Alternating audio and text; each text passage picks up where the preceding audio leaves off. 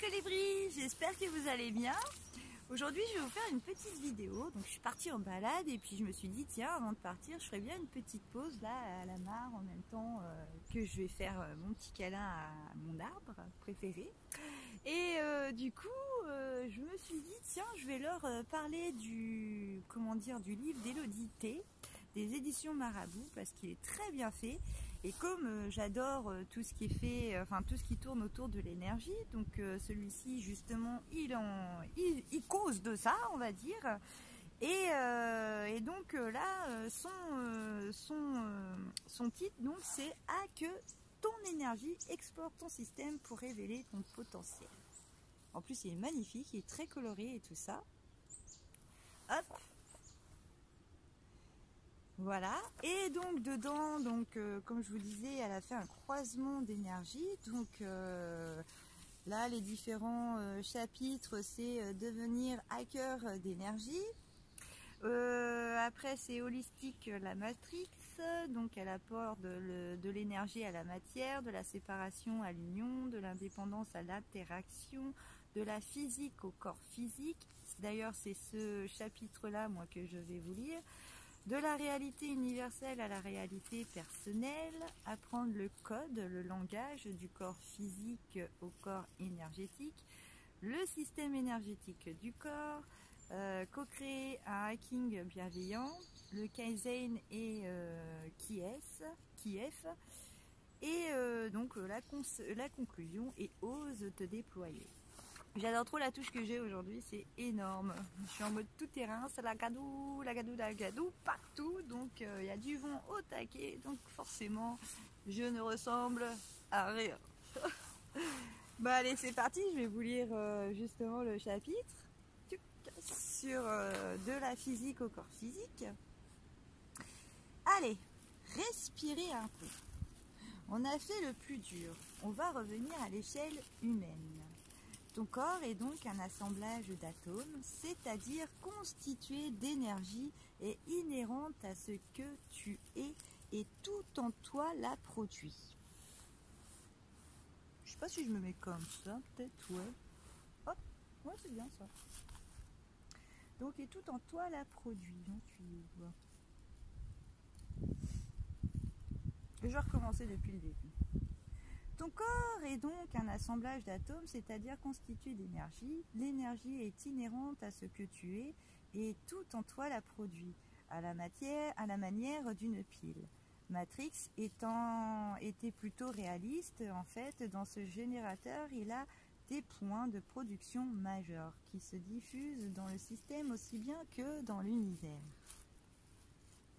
Le cœur. Le cœur est un organe du corps humain qui génère le champ électromagnétique le plus important. D'après les chercheurs de l'Institut Hertzmarch, cette vibration s'étendrait entre 1,5 et 2,5 mètres autour de nous, possiblement à plus de 5 mètres et varierait en fonction de tes émotions et de tes ressentis. Ce qui implique, d'après la théorie des champs, que lorsque naît une émotion, elle se propage dans l'environnement non sans incidence. De plus, le cœur produit des signaux électriques diffusés dans le corps par la solution saline du sang. Et partout où il y a un courant électrique, il y a un champ électromagnétique. Par le biais du système cardiovasculaire, l'énergie émise par le cœur se transmet ainsi à l'ensemble du corps. Là où il y a du sang, il y a un champ. Le cœur bat environ 85 000 fois par jour. Tu imagines le nombre d'impulsions électriques. Enfin, ton cœur est doté d'un cerveau, véritable système nerveux autonome qui renferme près de 40 000 cellules neuronales, en plus donc du courant qui génère et qui est transporté dans le sang. Il envoie de nombreux signaux électriques pour le fonctionnement de ces neurones. En résumé, ta charge émotionnelle, en raison de sa réalité énergétique, se distille dans ton organisme. De ce fait, tu es un générateur et surtout un créateur, car les émotions que tu cultives tu en as la responsabilité. Même si leurs origines sont partiellement inconscientes, et même si certaines sont des mécanismes de production, tu en es l'émetteur et tu peux œuvrer à la paix de ton cœur pour générer un signal harmonieux.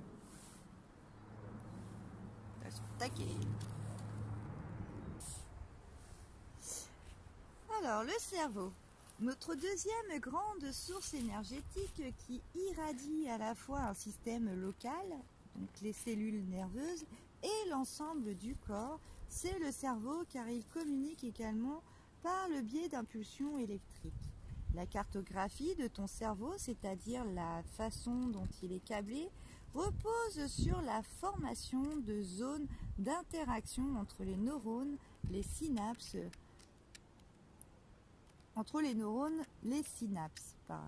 Et cette configuration est relative à ton éducation, à ton expérience, à tes perceptions ainsi qu'à ta mémoire. Le cerveau se développe en associant toujours une donnée à une tonalité affective et le tout se fixe sous forme de connexion neuronale. C'est simplifié, mais c'est à peu près ça. La structure de ton cerveau est cependant plastique. Bien loin d'être figée, les synapses sont malléables. C'est la neuroplasticité. Les connexions neuronales se renferment en fonction de leurs usages. C'est comme cela que tu passes d'une pensée à une croyance et, dans certains cas, d'un possible à une limite. Ces voies peuvent instaurer des blocages en fonction de ce à quoi elles sont associées. Mais toutes les pensées et les croyances que tu émets sont de l'énergie. Ce sont au départ des signaux électriques. La façon dont tu agiras sur ta force mentale déterminera la nature du champ que tu propageras.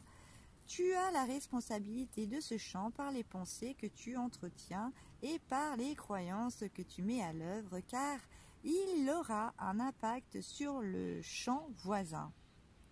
Ainsi, ton mental est une énergie de création. On parle souvent du pouvoir de l'intention ou de la pensée comme créatrice. Et bien là encore, science et philosophie peuvent se rejoindre. C'est fatigant, non? Sans rire. Ce qui est vraiment excitant, c'est que tu es l'auteur aussi bien de l'énergie du cœur que de celle du mental. Ce qui suggère que tu es le seul à pouvoir exercer dessus un pouvoir.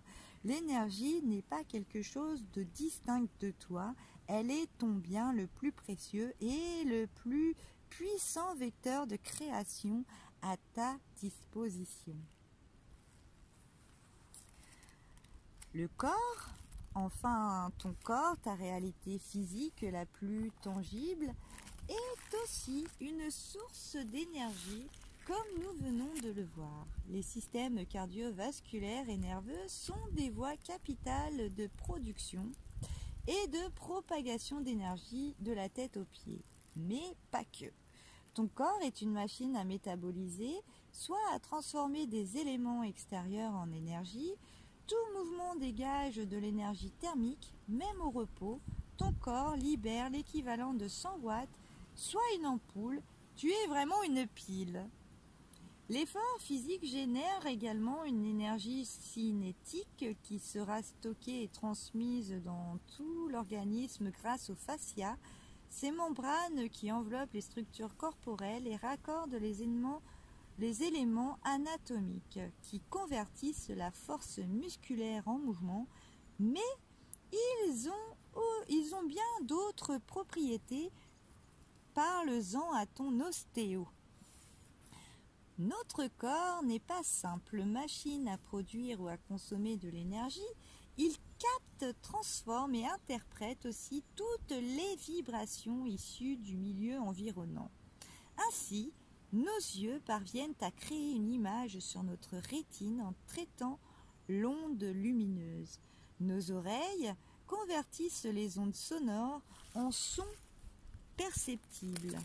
Le système sensoriel transforme les signaux émanant des organes de perception en un signal nerveux que le cerveau est capable de décoder. Le corps est de plus en lui-même une vibration. Chacune de ces cellules contient dans sa membrane des cristaux liquides qui produisent sous l'effet de la pression un effet piézoélectrique, encore de l'électricité, donc encore un champ. Tout en toi n'est que champ, fréquence et énergie. Je te le dis, c'est ta nature.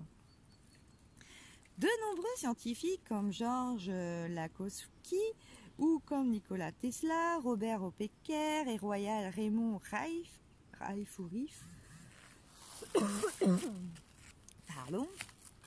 ont démontré que toute cellule, selon sa nature, émet une fréquence de résonance qui lui est propre.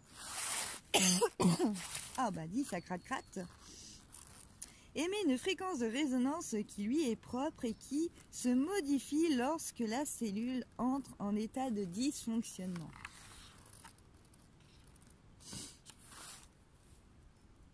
D'autres chercheurs ont montré que le corps vibrait. C'est le cas de Otto Warburg qui a reçu le prix Nobel pour avoir découvert que les cellules humaines sont dotées d'une tension électrique, donc d'une énergie.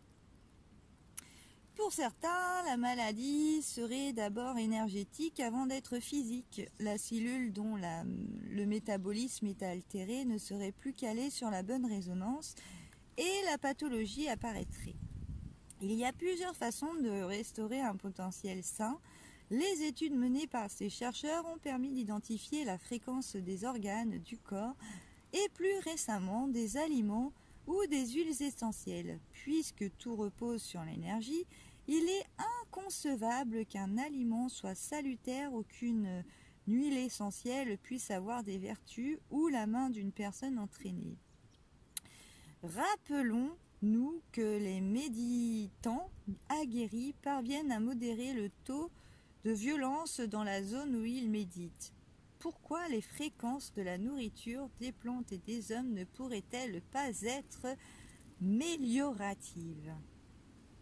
Bien entendu, l'expansion de ces voies alternatives sur le chemin de la guérison n'exclut en aucun cas la médecine conventionnelle. Elles sont de plus en plus étudiées et documentées, en tout cas à l'étranger. Et cela permettra et probablement qu'un jour, nous puissions mettre en œuvre des traitements holistiques réunissant tous les aspects de l'être. Et donc là, du coup, on voit, il y a le petit tableau qui regroupe justement toutes les différentes vibrations, à quelle hauteur ça vibre, donc par rapport au corps. Donc là, elle a mis le corps entier sain vibre à 62-68 Hz. C'est ça, non? Oui, si, c'est ça. Et donc après, donc là, les aliments, par exemple, donc là, mes légumes verts, c'est 70 à 90 Hz. Et les huiles essentielles, on va prendre la rose de Damas, et bah c'est 300 à 350 Hz quand même. Puis j'ai fini la petite lecture. Moi je vais aller reprendre ma petite marche et tout. Donc moi je vous ai fait cette vidéo par rapport à l'énergie justement parce qu'en fait déjà là vous avez tout qui est regroupé. Après si vous voulez aller plus loin, j'ai fait un montage vidéo justement où je parle de tout ça aussi, où j'ai mis en corrélation différents livres aussi qui rejoignent justement ce croisement d'énergie autour de ce croisement d'énergie, ce croisement d'enseignement autour de l'énergie. Et donc c'est vrai que c'est fort intéressant parce que par rapport par observation en fait tu te dis que des fois tu vas dans des endroits ça va te nourrir et des fois ça va te puiser. Des fois tu vas voir des personnes, quand tu iras, donc elles sont peut-être en mode déprime ou je ne sais quoi, et toi tu viens, t'arrives, t'es en mode t'es trop bien et tout ça, et puis quand on ressort, la personne en fait elle est venue, elle va mieux, mais toi par contre t'es un peu épuisé. Donc finalement je me dis que comme on est tous un peu des antennes, des piles et que nous vibrons, Donc finalement on partage tous cette énergie et que parfois on peut rencontrer des lieux qui vont aspirer notre énergie parce qu'ils vont avoir besoin justement de l'énergie que nous on possède pour aller combler certaines carences, tout simplement en fait. Et du coup si toi t'as pas cette observation sur ton corps et que tu te dis oula là on est en train de me puiser mon énergie, et que tu fais pas en sorte de garder ton énergie ou de te recharger derrière, du coup tu vas mettre un peu plus de temps avant de remettre ta batterie, on va dire, bien en recharge, quoi. Par exemple, moi je vais vous citer une expérience là qui me vient en tête, même deux en fait. C'était arrivé une fois à mon travail où j'avais senti une espèce, donc il y a une personne qui rentre dans la salle de pause et en fait j'avais senti comme une main qui venait s'accrocher comme ça à moi et du coup j'ai jarté, en fait j'ai fait dans ma tête, j'ai dit écoute moi cette main-là j'en veux pas, elle vient me prendre mon énergie donc elle dégage, hein. Moi, moi je m'embête pas. Et du coup, je fais en sorte de... Donc je dis, je me protège et tout. Donc là, moi, je fais mon mantra, amour, paix et liberté. Et puis, Dieu est mon amour, et mon armure plutôt. Et comment dire, et Dieu c'est quoi? C'est l'énergie créatrice, donc mon énergie, je suis Dieu et déesse, vu qu'on est les deux à la fois à l'intérieur de nous aussi. Mais ça c'est, faut approfondir, faudrait que je fasse une vidéo aussi là-dessus. Et donc du coup cette main, voilà, je l'ai jartée et tout, et à la pause d'après, et figurez-vous que cette personne, c'était pas moi qui étais décomposée, c'était elle en fait. Et donc je me suis dit bon tiens, voilà, j'avais pas forcément ciblé, mais bon bizarrement le changement de comportement avait changé, donc c'était un peu hasard ou pas, mais en attendant moi ça allait très bien. Et la deuxième aussi, c'était, je sentais carrément mon énergie partir. Donc j'étais à côté d'une personne, pareil, et je sentais mon fluide carrément être aspiré par cette énergie dévorante, quoi, vampirisante. Et du coup, pareil, j'ai dit ah non, moi je garde mon énergie, c'est la mienne. Et du coup, cette personne-là, et pareil, une fois que je commence à faire mon mantra dans la tête et tout, et que hop, tac, direct, je coupe, je dis ah non, je ne veux pas contribuer, ça m'appartient, c'est mon énergie, et cette personne-là, elle est partie. Donc, c'est deux exemples, mais après, je vous invite vraiment à observer, les passages de vie, notamment sur des lieux de vie ou des personnes que vous pouvez rencontrer, des habitudes de vie aussi, essayez d'analyser un peu dans quelles circonstances où vous avez des baisses d'énergie et quelles circonstances où justement votre énergie elle est nourrie. Et c'est là où en gros vous allez vous rendre compte qu'il y a pas mal d'endroits ou de personnes que finalement qu'on aime, c'est mais qui nous sont des fois un peu toxiques et que là on est obligé de dire des fois de se recentrer et de refixer aussi ses limites, c'est important, et de pas trop non plus aller jusqu'à se dépouiller en énergie, parce que finalement ça aide ni l'un ni l'autre, parce que si les autres personnes qui sont là à aspirer constamment vos énergies ont besoin de ces énergies en passant par vous, du coup elles ne comprennent pas leur mode de fonctionnement, et du coup elles sont toujours dépendantes d'une énergie tierce sans vraiment travailler avec leur propre énergie. Donc voilà, j'espère que ça vous a plu. Je crois que je ne me suis même pas présentée au départ de la vidéo. Donc c'était Jessica Rollet, coach de vie intuitive, qui rentre dans la case coach de vie intuitive, guérisseuse d'âme aussi. Je peux t'aider à faire du développement personnel. Et de toute façon, si tu veux plus d'informations à mon sujet, si tu souhaites être accompagné par moi-même, eh bien, tu m'envoies un petit mail. De toute façon, j'ai Facebook, Insta, YouTube. Oh, YouTube, la communauté, ça y est, je l'ai, je suis trop contente pour ça. Et puis, je vais vous faire plein de gros bisous. Puis, je vous dis à bientôt. Prenez bien soin de vous, surtout faites très attention justement aux images que vous regardez. Et surtout observez bien, pas juste les premiers plans, mais aussi dans les coulisses, tout ça, tout ça. Et puis je vous dis à très vite. Bisous!